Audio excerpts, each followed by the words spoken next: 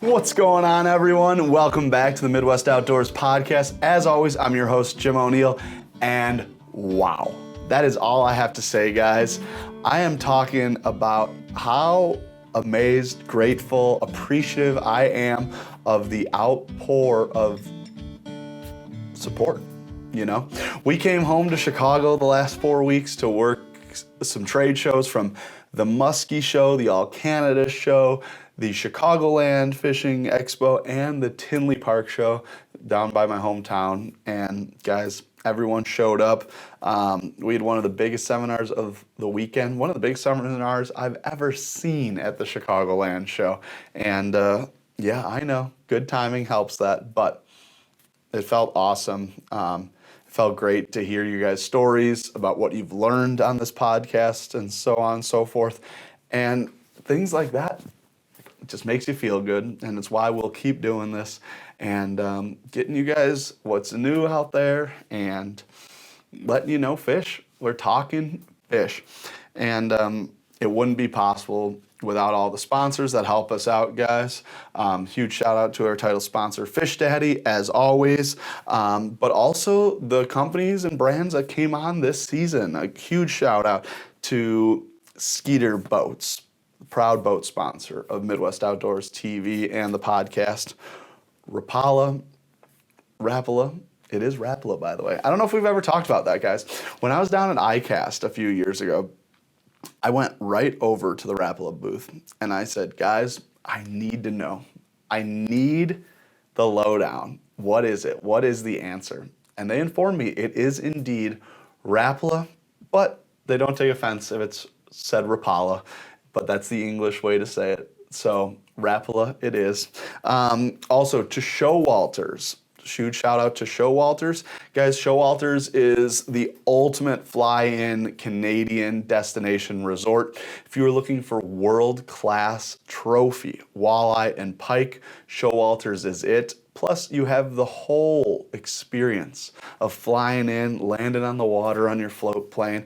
Whether you're 80 or 8, it is a trip that is for everyone and something that you have to do if you're a diehard fisherman or want to get someone captured into fishing, truly show them what an ultimate experience could be like. Look no further than that. And I want to give a big shout out to our newest sponsor that's joined this upcoming month, and that is St. Croix Rods and 7 Reels. We're really excited to have them on, so appreciate it, guys. Shout out to you, and look forward to using some of that this year. We had to do one more, okay? I was thanking everyone in Chicago, so we had to show off one more time before we hit the road for a while what Chicago has to offer. Now, we've done it before. We've gone out and tried to do the fall perch bite, and in years past we have caught some, but the last year or so when we've tried to make a podcast, it just hasn't really happened, and it's turned out to a Lakers show more than anything. Well, I needed to capture what those giant perch looks like. And when I was at the Tinley Park show, I had 2 young guys next to me the whole weekend. Danny for the first couple days, and then Captain Jake, who it was his booth there for foul hooked charters. They said, Jim, if this wind and this heat continues this weekend, it's going to open up the boat launch and we can get out there. So on Sunday, sure enough, it opened up and a handful of boats were out there on Sunday, and we were just licking our chops because we were working the last day of the show, but we're seeing some of these giant perch being caught. So they said, Jim, we're sending it. So that's what we did. 1 week ago, we jumped in the boat and we sent it off there, and wow, let me tell you, something about the Lake Michigan yellow perch are unlike anything else. There's a reason why, for the longest time I thought they were called lake perch, but there is the name for perch is the yellow perch. Same concept as it goes for like calling a perch a jumbo. I feel like the lake perch just gets its name because usually out in the big deep water they don't get as much color, and they are a little bigger. So the lake perch versus the yellow perch, you want to catch the lake perch, but it's the same fish. And I'm really excited about it. And I'm really excited to show you guys what Lake Michigan has to offer right here in Chicago. So without further ado, we're going to bring it to my interview with Captain Jake. Midwest Outdoors Magazine helps you enjoy the outdoors, giving you the best information on where to go, what to use, and how to use it. With fishing maps marked by the pros, nature notes, in-depth interviews, and much, much more. Your subscription gets you 10 big issues of the best in fishing, hunting, and the great outdoors. Plus, Midwest Outdoors Digital Edition gives you dozens of extra articles. Sign up now at MWOMag.com. That's MWOMag.com.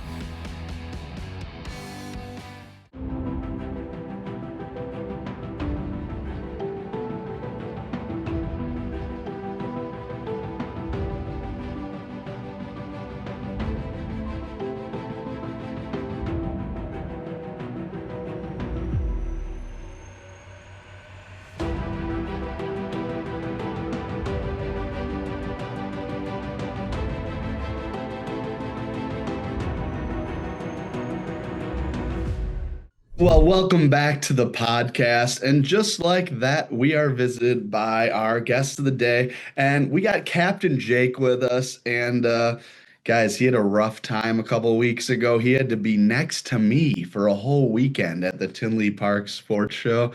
But I think we had an all right time. What about you, Jake? Yeah, it was a good time. It was a good weekend. Absolutely. Anytime being close to home, and seeing a bunch of people that are like-minded, love the same stuff, talk the same stuff. It's pretty cool to get under one roof and do it. Yeah, definitely. It was good to see some returning customers and just people that like you said, you're close to home and in the area. So there's a lot of people that we see that, outside of the fishing shows, and it was cool to see them there as well. Absolutely. And, it was Valentine's Day weekend, the show, and that weekend's been a little vital the last few years here in Chicagoland area. Some years we've been on a foot or so of ice at that time, and other times we've been in the boat crushing. And when the week started, it was we had a lot of cold for a few weeks in a row, and then that weekend came, and wow, was it gorgeous.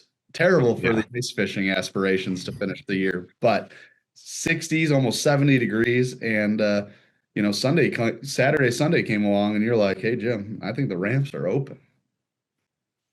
Yeah, we were pretty much like, I would say we might have been able to get out on Sunday, but it would have been a little, dicey. But when we went out Monday morning, it was prime, and it was perfect lake, beautiful weather, and the fish were definitely hungry. Yeah. So, guys, Captain Jake here, he guides right in northwest Indiana, and right on the side of Chicago there. And there's so much fishing to be had there. And we got at it right away because one of my absolute favorite things in the world to catch, if anyone's been following the show, is those striped bandits, the yellow perch, the lake perch.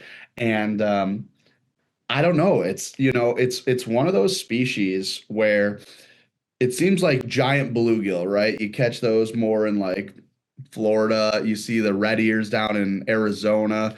Giant crappie, although there's some around here, you normally see those more in like Mississippi, Alabama, and then up in Canada, Minnesota. You see those bigger genetics. So our area sometimes just doesn't see the giant panfish. However, the perch. We have had it's no lie, Chicago and Northwest Indiana has been famous for giant perch fishing for decades and decades. My dad used to go down in the 60s and 70s and catch perch at the lakefront. And as much as there is opportunity to catch perch from the shore and inland, we did a little something different, huh? Do you want to talk about that? Yeah, so like I said, as soon as the ice was off the lake and the ramps were open, we went out and we went to the clay flats. And it was a little bit of a boat ride. There's some floating ice out there as well, so had to be careful. I just asked to sink us. Yeah, that was had to be careful. But yeah, we just went out there. We fished the clay flats. We were looking for like a clay bottom, and we were just kind of motoring around until we marked a school of perch, and then we spot locked. And yeah, it was pretty good. I mean, it started off a little slow. because we had to find them obviously. Yeah. And once we started marking them, I mean, you've seen it. It was about as fast as you get it down there. You were catching them, and there were some quality fish. Absolutely. Absolutely. I think, you know, although you can still catch, some 6 to 10 inch fish out there on occasion, it seems and has been like this for quite a few years that the average fish out there is like 12 to 14, 15 inches. Yes, Yeah. And yes, that's if you're a perch hunter, that gets exciting pretty quick.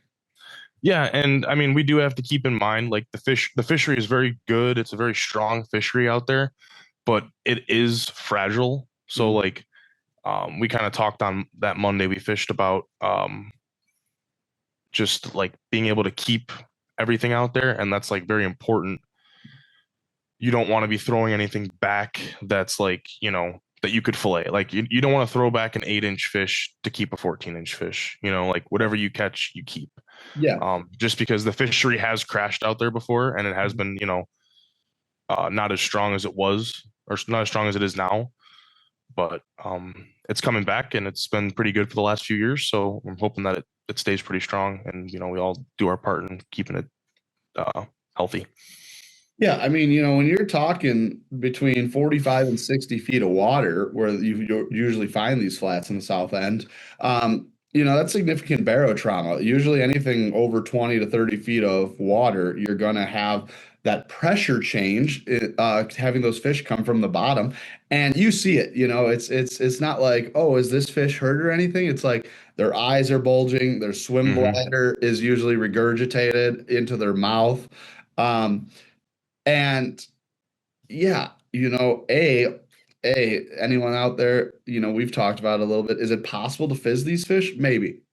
But are you really going to do that with all these small fish, especially when they're all adult sizes out there? Yes. There is Jake, we know that I'll keep a 7-inch, 8-inch fish, Yeah.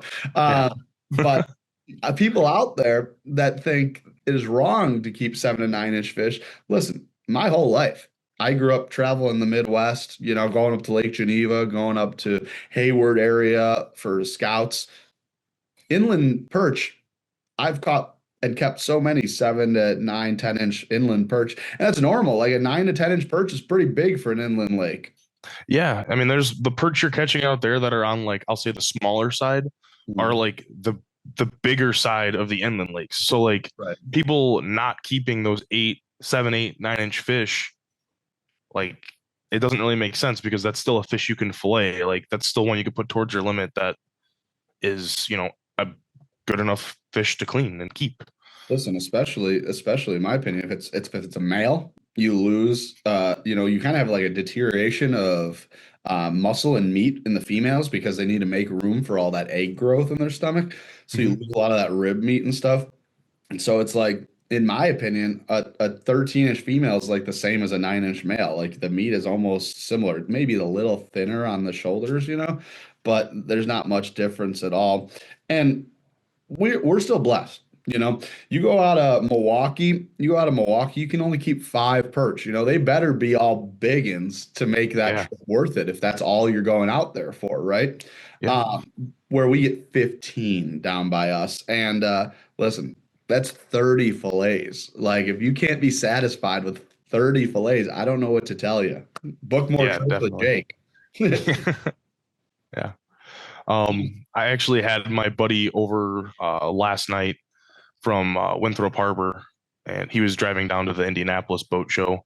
Gotcha. So he stopped here, halfway, and we were talking. I guess I've heard about it. I don't know much about it, but I guess Waukegan at one point had a fishery very similar to ours. Hmm. And I don't know if it was mismanaged or too many people got out there or really what happened, but I guess it collapsed.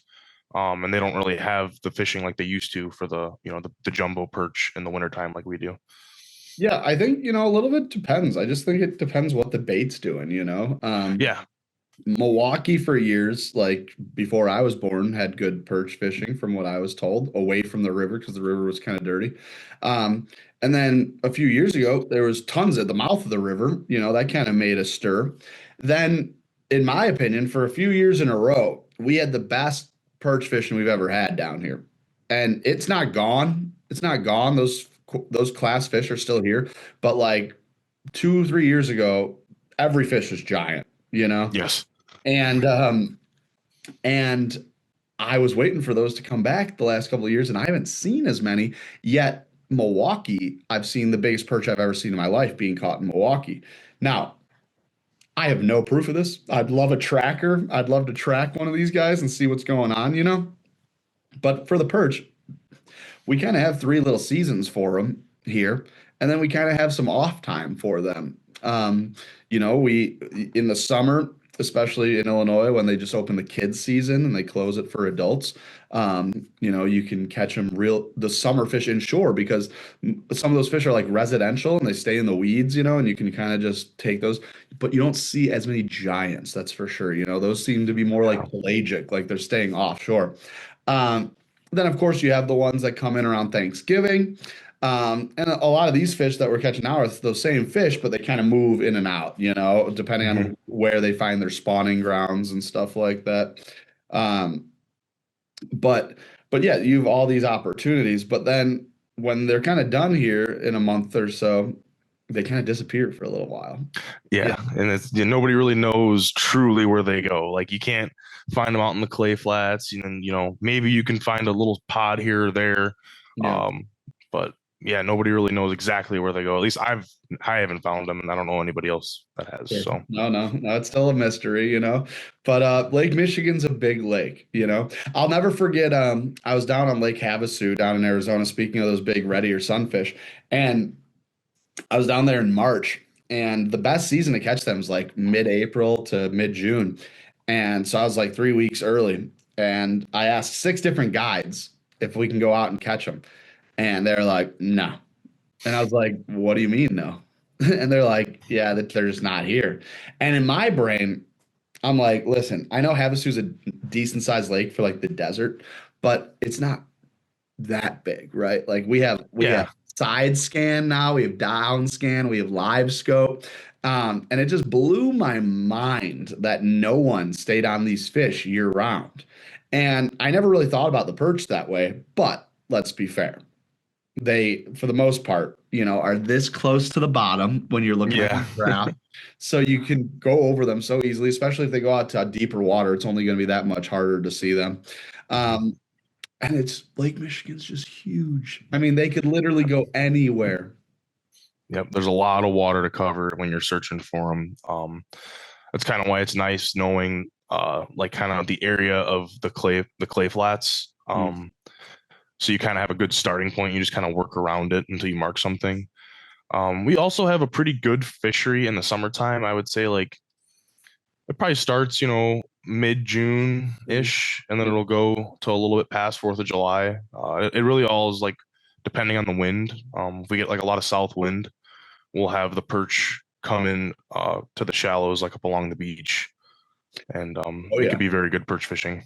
Yeah, my actually one of my like core memories of fishing is it was the first week I think my dad let me take the boat completely by myself. And I grew up with a family house in Michigan City, Indiana, not too far from you guys. And there's a place you can't miss outside of Michigan City called Mount Baldy, this giant lump of sand.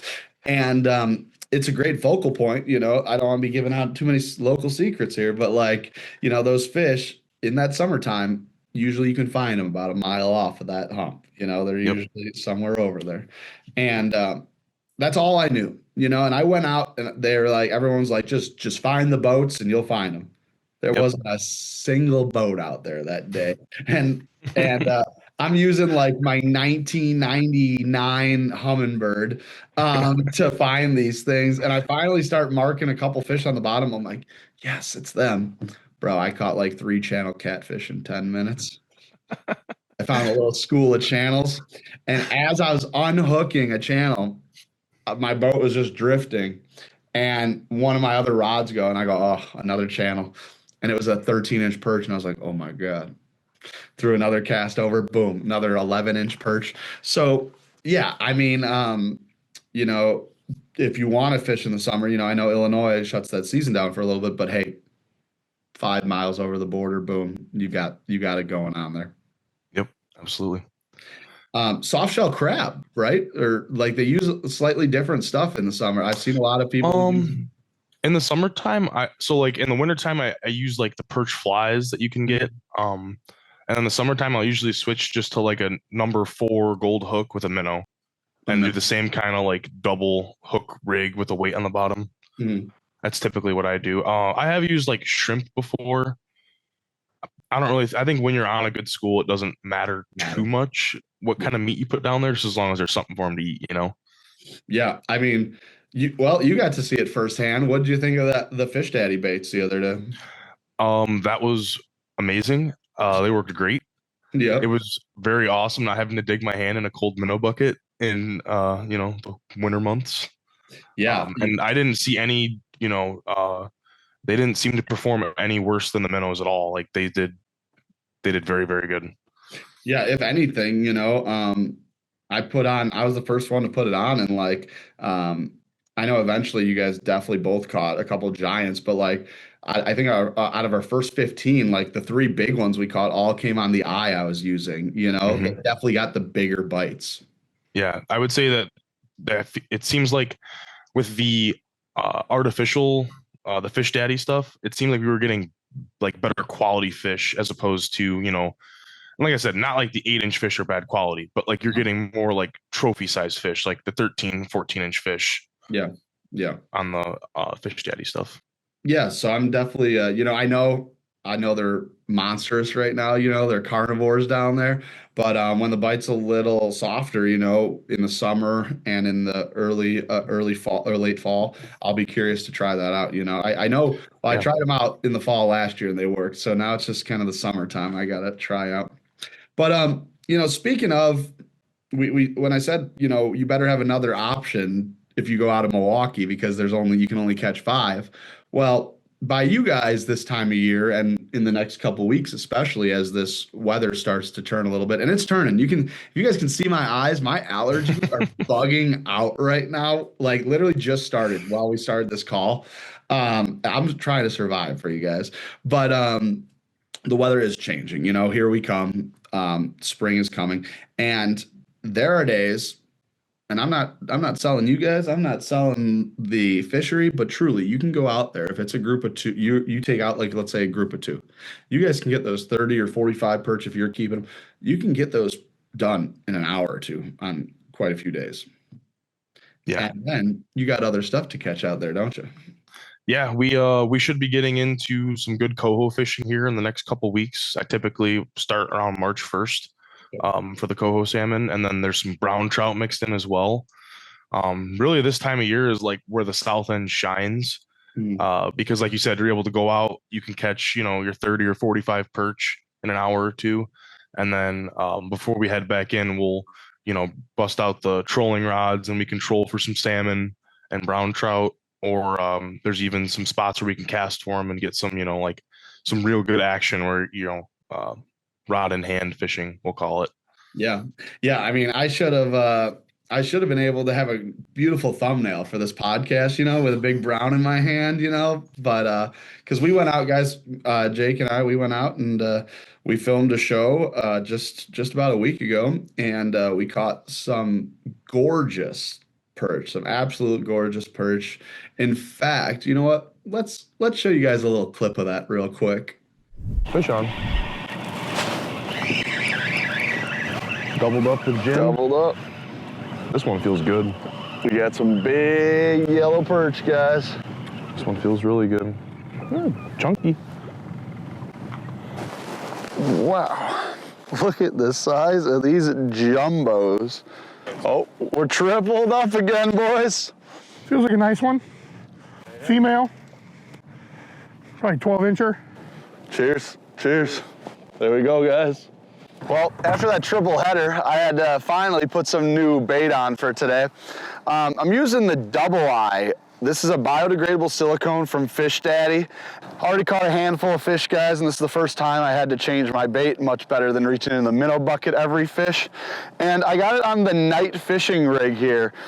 the cool thing about this is glow-in-the-dark beads that you can move around. You could change the depth of this, so no matter how high or low those perch are, you can get that bait right to them. And on the Armored Jig by Fish Daddy. So as you guys can see, we are absolutely smacking them. We had a double header, then Dan got involved. We had a triple header. The boys were out smashing. And listen, I don't care if you're 80 years old, if you're 8 years old. When the action's like that, it's so fun. It is the best time to get kids or non-fishermen into the sport when you have activity like that. And when you can do multiple things at once, you know, like I had a brown on at the end of our day and lost it. We had 2 swipe at the boat. We didn't even try for the coho because it's a little early still in the year, but we heard reports of a couple being caught already. So, you know, you can go out there, catch some perch on the flats. You might even run into a burbot or a mud puppy out there. Then you come in and you throw some lines. You might catch a brown or a steely, and then you troll and you'll probably run into some coho. I mean, if they go mid-March to mid-April, they're catching coho. Oh yeah, absolutely. That's our prime time for the coho salmon because the way the lake kind of sets up, we have very warm water down here as opposed to the rest of the lake that time of year. Yep. So all those fish travel. I'm not going to say all the fish in the lake, but Sure. a good portion of the cohos in the lake will travel down to our end and kind of hang out until the rest of the lake warms up, and we have phenomenal coho fishing. Yeah, it's really cool. You know, I've caught coho my whole life. That they're definitely the easiest salmonoid to catch in my opinion. Definitely. Probably the best tasting though too. Yeah, for sure. If you like candied salmon, oh my gosh, get the smoker out, guys. Those coho are just so delicate and so, you know, they're just small. They live a very short life, so they don't get as many toxins in them and stuff. They don't taste as fishy. It's a very clean fish. But as I got more into them and started meeting more guides like yourself around the greater Midwest, you know, you start being able to watch the phenomenon of those coho, you know, because they not high up in Michigan, but they start, you know, mid southern Michigan, and then they kind of just do the horseshoe. And you know, you can follow them for like 6 to 8 weeks if you want to. Like you can have limits all the time. Mind your possession limit, watch your state laws about crossing lines and stuff. But you really can fish them in Michigan for a couple of weeks, and as they tail off there, you usually can get them in Indiana and South Chicago pretty darn well. And then again, north side Chicago up into Wisconsin, and every week it seems like they go to another port. You know, it seems like each week. Yeah, they're constantly moving. Yep. Yeah. It's kind of funny though because the way it sets up is like, you know, like I said, March, April is like our prime time. Like we're lock and load coho fishing. And then they'll kind of taper off and they'll kind of head up towards Chicago and like North Point area. And then we kind of, I'm not going to say we starve because we still have fish to, you know, fish to catch. We have, you know, lake trout and whatever else we can target out there. Some few miscellaneous kings and cohos that got left behind. Yeah. But it seems like early June around Father's Day, the lake kind of sets up in our favor again and those cohos come back. And we have really good like summer coho fishing For sure. on the state line offshore. And I mean, it's like, you know, 2 hour, 25 fish limit. Like it's fast. It's very good fishing. Yeah. And that's when the fish start setting up more in like a pelagic way, right? They're deeper, they're in their summer feed. They're just literally in an abyss, but they're always just hunting for that next school of whatever it is, alewives, yep. shad, you know. And that's kind of what we look for, like when we're offshore like that, you know, if we see a big ball of bait, we'll just kind of work that ball of bait and go back and forth through it. And typically where there's a good school of bait, there's going to be cohos around that time of year. Yeah. When it comes to the coho fishing in the spring, I know you personally do a lot of trolling, you know, that's the way you guys get after it. And it is the most effective. You know, I'm not going to lie. I've talked about it on the show. I'm not a huge troller, but let me tell you, I went out and did trolling for coho for the first time ever last year. And, you know, we were on a pretty big boat and you got a big boat, you know, I know what you guys see. We're out on the aluminum deep V, but you have a full size salmon boat as well? Yeah, I have a 31-foot Tierra. Yeah. And so I was on a boat comparable to that, but we were fishing Wisconsin. And at times we literally had 4 and 5 on at a time because we had, 6 people in the boat. So we've got 12 rods or so out. And I mean, it's almost too much, like Yeah, when it's good fishing, it's a lot to manage. It's so fun, makes for incredible video. But listen, even though the coho, yes, are weaker, they're smaller than the kings. There's no comparison to the kings. The kings are alpha dogs, but the coho still can rip some line, especially, these last couple of years. It seems like they've been getting a little bigger. Yeah, they've been pretty healthy. They've been, on the bigger side, I would say, in the spring. I remember, I want to say maybe like 4 or 5 years ago, we had a lot of like throwbacks. It seemed like, like in the early spring, we were getting some that weren't quite 14 inches. Sure. But the last 2 years for sure, I don't think I've had to throw one back in the early spring. Like they've all been, like, oh, I don't even, like, you don't even have to measure it. Like they're very healthy. Yeah. Yeah. It's salmon in general are just, insane on how they evolve, into their full self. I know it's not a good shot of it, but that's an 18+ pound coho. And it's a big coho. Massive, and it's kind of crazy when you catch the spring run ones and they're so electric blue and silver, they literally look like I call them barracudas, but they say they look more like wahoo in the water. They look like different saltwater fish by the way they move and the shine, the glow they have to them. Yeah. So to turn into a big dark red fish like that, at the end of they literally evolve, they change, especially the males when they go into the spawn, they literally start developing teeth and they have the chipe that comes out like the brown does.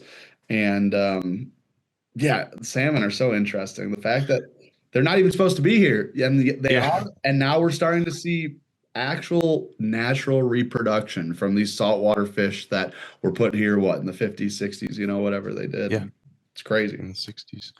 Another thing that's pretty cool is in the springtime, really, I mean, I guess all year they're very aggressive. Like they're a very aggressive fish. Yeah. I remember specifically 2 years ago, I had a charter.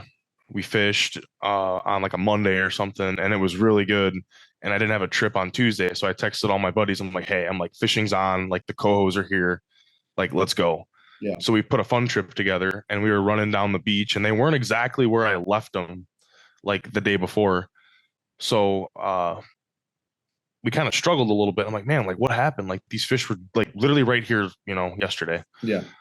So I cut in along the beach, and I was probably in like 12 foot of water, and then like every single rod just got tight, like fish on. We were flinging them in like left and right. Like it was just chaos. I think we had like 6 or 7 on at a time. And we were trying to reset rods back out, and the cohos were biting the dodgers on top of the water, like before we even got them like fully set up. So, I mean, we probably could have just casted there and caught them, but it was very cool to see that. That sounds cool. If we had footage, I would show it right now. But I do have a little footage we can show you guys that unfortunately Jake wasn't with me, but our good friend of the show, Louis Dazzo, was. And well, since we're talking about it and everyone loves some fishing, let's check that out real quick. Hooked up. Nice one. Yes, that's a good fish. I saw that bite. On the jig and spoon, baby. Hell yeah. This might be a brown. Cast, go on this side, Jim. Cast right in that. This is a big fish, guys. Let's see that net, guys, just to be safe. It's a big free. Jim, get your line out of there, dude. Come on. John, I'm serious. It's a really nice coho, guys. Do you want me to grab the net? Yes. Big coho. Holy cow. Holy cow, guys. You want to come out here and jig? It's fun. This thing is, I got to look at it. It looks like it's either a big coho or it could be a king. I'm not going to lie. It's probably a big coho, but by big, I mean, it's probably a 7 or 8 pounder. That's what we want, Louis, though, right? It might be a minute, yeah. Drag peelers, baby. It's a big fish. He came right up, then dove back down. It is a king? I think it might No, be it's a coho. it's a giant coho though, Jim. Coho. That is a really nice coho. That's probably a 6-7 pound coho. Okay, yeah, that was jigging on a jigging spoon, guys. Jim just missed one on a swim bait, and we kind of repositioned back in this dirty water. But this is the biggest coho I've ever caught in the spring. I'm gonna show you guys this fish. We're gonna keep him. Look at that. Almost looks like a king, guys. Looks like a summer coho. Yeah, it's got an Adipulse fin. Definitely the biggest one yet today, guys. We were trolling, caught a bunch, and we decided to switch over to jigging to fill our limit. And I'm gonna say he's heavy. I'm gonna say that's all at 8 pounds. Yeah, I mean, I look back at that, and just they're awesome. And so if people want to start, booking a trip with you and stuff, and seeing what the south end of Lake Michigan has to offer, what should they expect? What do they need to bring? What do they need to do? So really, we provide everything. If you're coming in the springtime, I would recommend dressing warm. That's a pretty uncomfortable thing if you're not dressed properly for the weather. Keep in mind, it is March. If we're going out, early March, April, it's still cold. The lake's still, 40 degrees. It has snowed till April 18th the last 2 years. Yeah. So be prepared. Yeah. And even in May and June, sometimes bring a sweatshirt in the morning. For sure. But for the most part, just, your snacks, your drinks for the day. We do all the fish cleaning. We have all the tackle, all the equipment. You just show up with, a good attitude and your snacks and your drinks for the day, and we'll catch some fish. And one thing that you even had when I was with you, which I was shocked, I've never seen such a thing, is, but they should get them beforehand, is a fishing license. Yeah. So Indiana offers, I think Illinois offers them as well to the guides. I don't really get them through Illinois just because it's kind of a pain, and it's a long drive to go up there and get them. Yeah. But the Indiana ones, they offer a booklet for us captains to sell individuals licenses. So if you're unable to get it online, I do have them on the boat that you could fill out there. It's $10 a piece or something. Very good. For a 1 day. Yeah, and a lot of people don't know this. I like to educate, but when you get a 1 day license, that actually comes with the salmon and trout stamp. Where if you get a year license, you do have to buy those separately for additional fees. But if you plan on only going out once or twice for the whole year, especially on a guide trip, you're better off just getting 2 1 days, and you'll save a little money. But if you're going to go fishing more than twice, and let's be honest, if you're watching this show, you probably want to go fishing more than twice a year. So do yourself a favor. At the end of March, I think that's most of our licenses here. Re-up, make sure you guys are legal this year. There's no reason. And listen, I will say it on camera. It happened to me in the past when I was younger. I went fishing, forgot to get a license, or the time just changed over. That month just changed over. So, guys, spring is coming. Start getting the rods ready, start dust them off, put new line on your reels, and get your new fishing license and sharpen some hooks. That is, in my opinion, that's what the next few weeks are here for, that in-between period of ice and open water. Yeah, I have a couple more small projects to do on the big boat, and then I'm supposed to go on the water March 14th or 15th, whatever that Saturday is. Yeah. And then my first trip's the following Saturday, and then it should be pretty much full throttle until about Labor Day. Yeah, that's exciting. And what we talked about the spring because that's what's relevant. But real quick, in a minute or so, what else? You guys can fish year round, right? What else do you have to offer? Yeah. So once the spring coho kind of tapers off, like I said, they'll kind of disappear for a little bit. Then we'll target lake trout typically for a few weeks in May. Lake trout, kings, steelhead, whatever's kind of out there in the abyss. And then the coho will come back. We'll fish for those for a little bit, a couple weeks, and then they'll kind of disappear again. And then it'll go to a really tough bite where, you can't really catch more than 5 or 6 cohos because you'll catch 5 or 6 in 30 minutes right at sunrise, and then the bite dies, and it's tough, and there's nothing else around to catch. Yeah. So when that happens, probably around 4th of July, typically, me and all the other guys in my marina will start making the run up to the north side of Chicago, fishing kind of up by like Montrose Harbor, which, if you talk to any other charter captain on the lake and you tell them that, oh, we did a 22-mile run today, they're going to look at you like you're crazy. We're really the only ones that do that on the lake. But we have to go there to catch fish. So that's what we do. There's a lot of lake trout up there. There's really good king fishing in the morning when they're around. Steelhead as well. It's probably one of the best lake trout fisheries I've ever seen, to be honest with you. It's a very strong and healthy fishery. They're everywhere. I tell everyone every opportunity I get, we have plenty of lake trout. Don't be scared to keep them. In fact, please keep some lake trout. Yep. Yeah, it's pretty crazy, the amount of fish that you see on the graph when you go up there in like July. Like when they're there, they're there because it's a constant like arc on the screen. Really? Yeah, it's pretty cool. We I think a lot of us overestimate or underestimate, really, I guess I should say, how great of a fishery we have right in our backyard here. It's world class for sure. We pretty much will stay up on the north side of Chicago and just slowly get further and further north as the year goes on. Typically around Labor Day, I'll pretty much just hang it up because it's like they're getting to the point where it's like they're too far for me to chase still. Sure.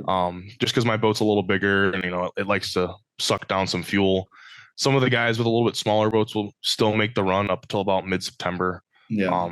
But those fish are slowly moving up to Julian's Reef. That's kind of what we're doing. We're following them from the south end and just slowly progressing as they get up to that reef to spawn in the fall. Gotcha. But hey, come fall, them big kings and coho, they're all coming back to the shorelines anyways. Yep, absolutely. We do have some, staging king opportunities as long as the lake's right and the water sets up. The one downfall about being on the south end is the water does get pretty warm. So it is hard sometimes, but when you have the right window, it's a small window and you can have a pretty solid morning for fishing for staging kings. Absolutely. Well, Jake, listen, if people want to get a hold of you, how do they go ahead and do that? You can go to my website. It's foulhookedfishing.com, or you can give me a call or a text. My phone number is 219-789-2886. Well, Jake, as always, buddy, thank you for keeping fishing going and alive in the Chicago and Northwest Indiana area. We appreciate you for what you do. Make sure you stay safe this season. And how about we check in with you and maybe do some fishing come this summer? Yeah, absolutely. Let's set something up. Absolutely. All right, guys, make sure you give Captain Jake a call, and he will get you on the fish. And you don't have to travel that far. You don't have to spend that much money. Have a great time with your best friend, with your spouse, or your whole fishing group. Midwest Outdoors Magazine helps you enjoy the outdoors, giving you the best information on where to go, what to use, and how to use it. With fishing maps marked by the pros, nature notes, in-depth interviews, and much, much more. Your subscription gets you 10 big issues of the best in fishing, hunting, and the great outdoors. Plus, Midwest Outdoors Digital Edition gives you dozens of extra articles. Sign up now at MWOMag.com. That's MWOMag.com.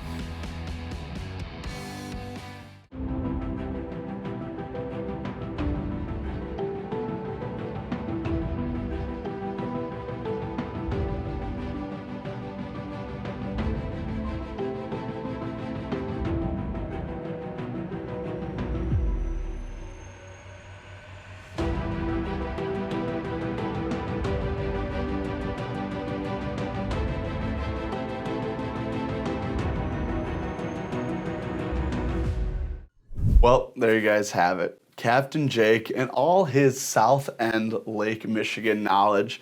And listen, I appreciate it. I don't talk about it enough, but yes, I know how lucky and blessed I am to get to go out fishing all the time with pros and guides. And, anyone that wants to take some of the credibility away from catching some of these fish, hey, by all means. But how else do you learn? In my opinion, you always want to be the dumbest person in the room, because then you can only learn from every single person around you. I've spent 2 decades researching, studying, and fishing every morsel of water I could. Anything I saw, anything I can get my hands on to, if I could weight it, if I could drop a boat in it, I would. We all know, if you fish hard enough, especially where there's a lot of private water, like a metropolitan area like Chicago, you know as well as I do that, yeah, I've been chased off some places. Yeah, I may have gotten a trespassing warning or two before, you know? But the coolest thing is being able to go out with people that know what they're doing. Because there's not as much guesswork, you know, you get to truly learn. And if you're going to book a guide, that's what you're doing. Do not look at it like you are booking a guide for a few hours of fishing. Because yeah, that price tag might seem like a lot for just a few hours, but you're getting their expertise. You're getting years and years, decades usually, of information that you get to pull now. You get to use their boat that usually costs $50,000 to $100,000+. Their truck that needs to get it there, they have to pay storage. They got to pay all this stuff, you know. And I don't need to say this, especially for Jake. You know, his prices are pretty low. But overall, I have a lot of guide friends, a lot of captains that I know, and you know that's the same thing they hear over and over again: is why is it so expensive, guys? Gas is expensive, oil is expensive, boat storage is expensive, insurance is really expensive. All these things go into guiding, and it's their career. That's their only job, you know? So next time you think maybe a guide's charging too much, maybe ask, do you think you're getting paid too much at your job? And normally most of us would say, no, if anything, we need more. You know, so these guys are living on themselves. They don't have a 401k, they don't have a pension, they do not have insurance, you know, life insurance, health insurance, medical, vision. So a lot goes into being a fishing guide. So cheers. Let me get a drink. Here you go. Cheers to my guides out there for making fishing possible. You know, a lot of times, especially on a giant body of water, it can take days to weeks to find out a real good bite somewhere. And if you're going on vacation, you don't have that time. You're going to impress a customer, you're taking a client out, take them on a guide trip. You'll have a great day, you'll have so much fun, and you'll get all that expertise and all that knowledge to be put on. And don't just hire any guide, you know? There's a reason some are better than others. So if you guys ever have a question about a guide, you're ever looking for a guide in your area or a place you're going, comment on the video or DM us on Instagram, and we will definitely try to hook you guys up. But for the 2026 open water season on its way, cheers to all the guides that will be out there. Here's to a happy, successful, and safe year. Now, before we let you go, guys, I definitely want to go over a couple things. One, if you guys saw that clip and you heard us talking, me and Captain Jake, about what we were using, product showcase time. Here you go. All right. We have the Fish Daddy Double Eye, and we have, oh yes, that is right, the Spiro Tail, my favorite bait that we make. And we were fishing these two different baits. I was fishing the Double Eye, and the boys were fishing the Spiro Tail. And I'll be 100% honest, these fish were eating just the flies sometimes. You know, you didn't need to have this on there. It's such a little perch fly. It's so little and easy for them to bite. But when we put this Double Eye, and we were using gold, I have ones in black right here in the office, but we were using this in gold, and I was getting bigger quality bites. You know, the average fish I was catching was a lot bigger than the rest of the guys, which made it awesome. And they finally said, all right, Jim, give me some of that. Well, I only had a couple of Double Eyes with me, you know, but what we always keep with us is some hopper tails and some Spiro tails. So the Spiro was in white, you know, these are in green, so I don't have any of the actual colors here right now. But guys, that's the Spiro. It's caught my PB perch. It's caught my PB walleye through the ice. It's caught so many fish. I got that giant Laker a few weeks ago with some of these tipped on my Fish Daddy micro spoon. So if you guys want to get any of those products, make sure to check it out. at fishdaddy.outdoors.com. Little side segment, guys, before we wrap up this week's show, because I am about to get on the road. That's right. If you guys want to come say hi and see me, you can check me out. We'll be at the Wisconsin Fishing Expo this weekend. So that's the Wisconsin Fishing Expo. Make sure to check it out. I know one of my all-time legend and favorite fishermen will be there, Jimmy Houston. And that was the first autograph I ever got, one of the first pro anglers I ever got to have a conversation with. And to say Jimmy's down to earth might be the wrong word, but he's such a character. He's so kind. He's so authentic. And as someone who's also a character and a little outside the box, I always appreciated that from Jimmy. And that's why he will be and always one of my favorite anglers. But tons of stuff to do and see, over 300 or 350 booths. And listen, they don't put those fake booths in there, all the solar stuff and whatnot. It is outdoor fishing related booths with a little bit for food in there too. But yeah, I can't wait. It's always a good show. Then we're going to be filming another podcast, and we're going to be doing our social media influencer weekend again. That's right. I know you guys remember the last one. We had a lot of great faces on. I'm going to miss some of my boys from Michigan that aren't making the trip out, but we have a couple new faces this time too. So that's going to be really fun. We are going out to Dakota Sunset Resort at Devil's Lake. If you guys are looking to head out to Devil's Lake this year, you definitely want to check out Dakota Sunset. It's cheap. It's brand new. It's so clean. It's right by the water, but you're in this prairie. It's so pretty. You see the pheasants, you see the prairie dogs, you see the wildlife and the birds. It's so gorgeous. One of my favorite places to be. So I'm really excited to be out there. I've never been out there during the ice season. So hopefully get my first giant Devil's Lake jumbo perch. We are talking about perch after all. But it's going to be a great time. And then after that, we will end our show season. I can't believe it's already over, guys. It starts in December every year and goes till March. And the fact that it's March, I can't even get my brain around that it's about to be March. But we will be at the Northwest Sports Show. That is the Minneapolis Spring Sports Show.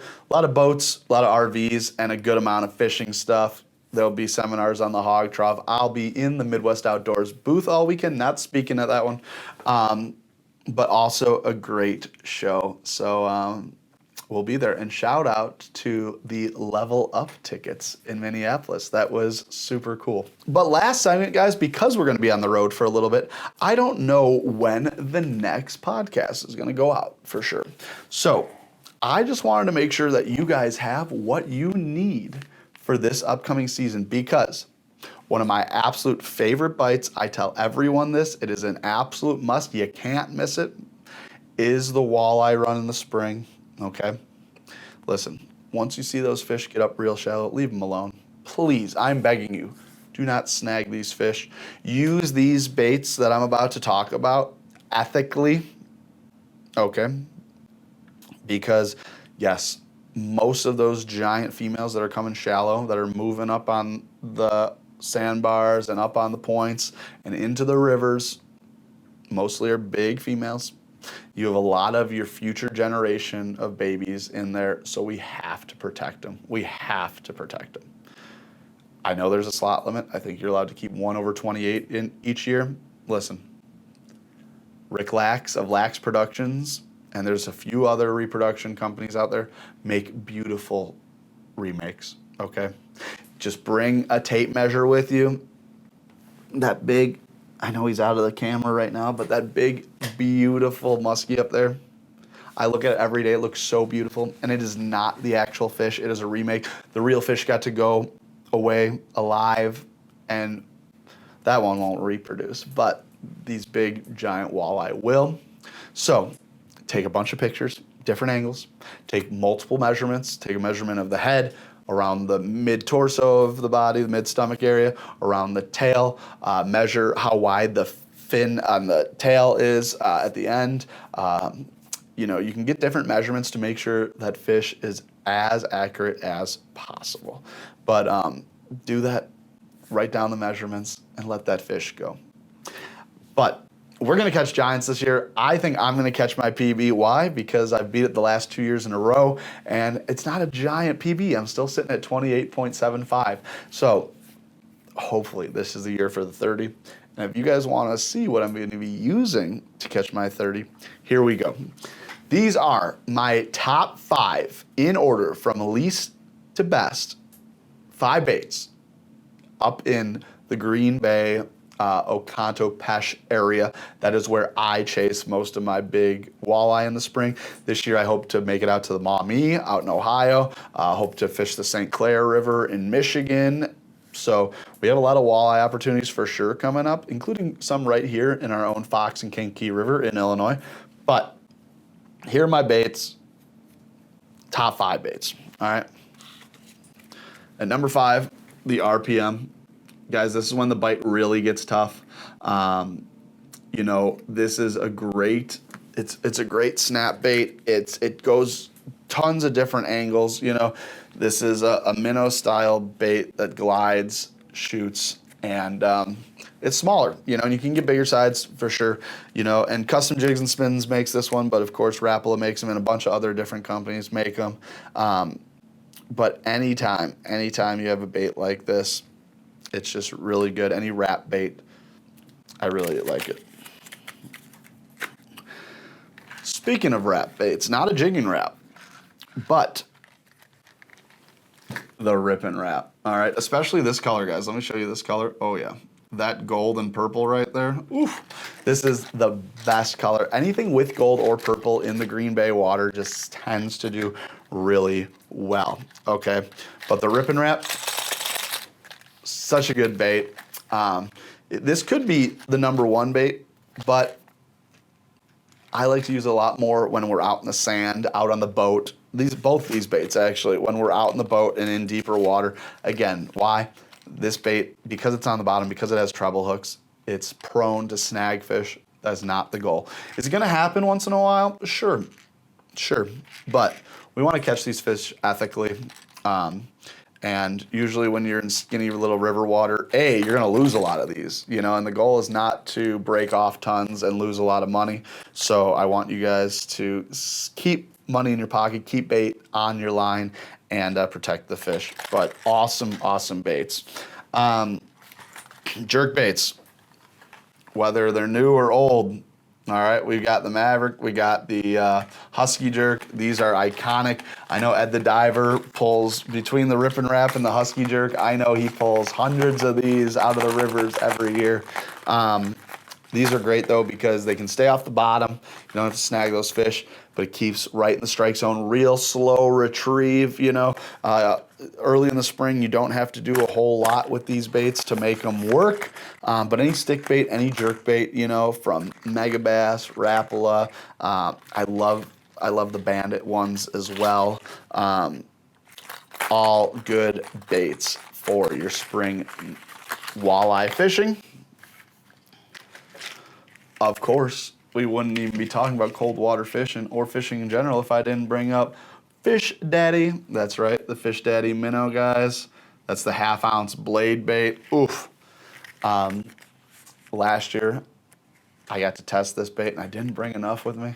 I caught 2 walleye on my 1 bait I had, and the other ones were in the car, so I went without the rest of the day with it. But is proven already, and now that I got some more colors on me and a few more baits, I can't wait to rip the blade bait, because the blade bait very well might be the best cold water bait universally for sure.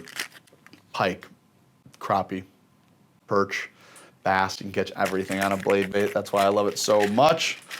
And last but not least, and probably my favorite bait, it did catch my last 2 PBs last year, the hair jig. That's right. And I do love him in Fire Tiger colors. I also love them in anything black with minor color to it, and either purple or green, like a little lime or neon green or a little purple are the best for the hair jigs in my opinion. But yeah, guys, 3/8 3/8 is the smallest I'll go. 1/2 ounce is what I'm fishing normally, and up to 3/4 is the biggest I'll go. But you want to use whatever size you need to use to stay on the bottom. It is definitely a bottom bait. You want bottom contact. And the biggest advice I'd give, something that I was taught last year, is that the stinger hook is so important. So little treble hook, guys. It's on a little fluorocarbon line. It extends off into the end of your hair, into your skirt. And that's just because a lot of those walleye are just nipping. They're just nipping. And you want to make sure you don't miss out on an opportunity of a fish of a lifetime like you do in the spring up there. So make sure if they don't come with it to add a little stinger hook, little treble hook to your hair jigs this year, guys. And that is your top 5 lineup from Jim O'Neill for this upcoming walleye season. And you guys can use those baits anywhere. You know, anywhere you're catching walleye, that is a great bait. You know, of course, there's a couple more you could add in there. I know some people fish crankbaits, a lot of paddle tails out there, some ringtail worms. You know, all that stuff gets used, all works great. And some of that stuff I would use later in the year, just not as early. And that's what I have my confidence in. You know, those are all great baits and will put fish topside. So guys, I appreciate you for joining us for another week of the Midwest Outdoors podcast. Hopefully we'll get a show out again in 2 weeks for you guys like we should. But like I said, we'll be on the road a little bit, and do not hesitate to come say hi in Madison, or if you're out at Devil's Lake or at the Northwest Sports Show.